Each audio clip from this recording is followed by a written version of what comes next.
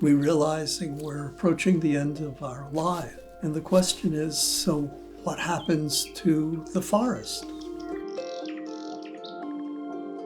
In terms of the legality, we do own 135 acres of forest land, but we don't think that gives us any right to do whatever we want with the forest.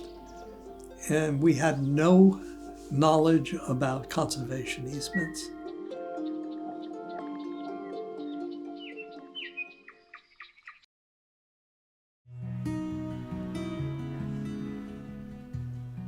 We arrived in Portland in 1970 with the idea of purchasing a small plot of land on which we would do farming. Don't believe that we knew what that even meant. I spent, I guess, close to 2 years looking in the Oregonian. Finally, we saw this ad for a piece of land out where we are now. The place, before we bought it, had been clear cut a few years before, so it was bare land, a whole lot of stumps, no water, no power, so we had to get all that done and build a house. And began planting trees. Now, with these trees we planted, we're living in this beautiful mature forest, actually a diverse forest, full of wildlife, and that has meant so much to us. What really makes this story even more special is the involvement of their successors. If I could have chosen the ideal stewards for this land, it would be the Hayes family. We first got involved with Alan and Martha many years ago with them coming to visit actually one of our other forests, and then slowly getting to know them over the years, and then coming here usually for walks and then lunches and just developing a relationship.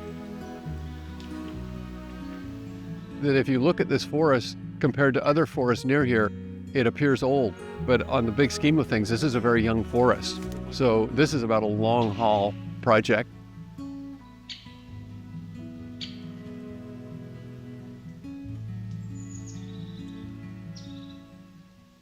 I worked for over a year, maybe 2 years, seeking out a place that could hold an easement, which was essential. But lucky for us, we found the Nicole.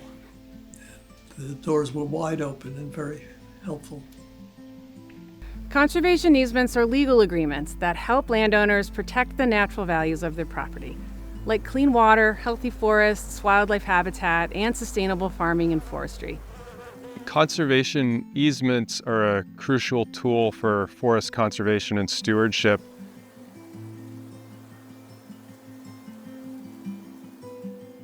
But landowners can be compensated for those restrictions, and future owners can often purchase or inherit the land at a more affordable price. It was very important that the easement felt workable because in perpetuity is a very long time. And so we had to make sure that we're, one, committing to things that we could and would follow through, and two, that it had to be aligned with our core values. Our experience was fantastic working with the Tualatin Soil and Water Conservation District because you do need a third party for a transaction like this, and it really was crucial to moving it forward. And then to have an entity that's around for the long term, is based on a explicit geographic area, and then has responsive staff who can drive a process like this is essential.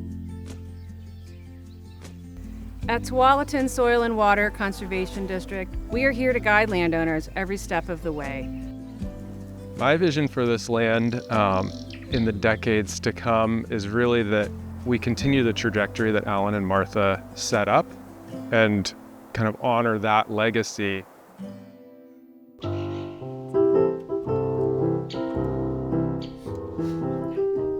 It really does make us feel better that we're coming to the end of our lives in a place like this, and with the future for this place.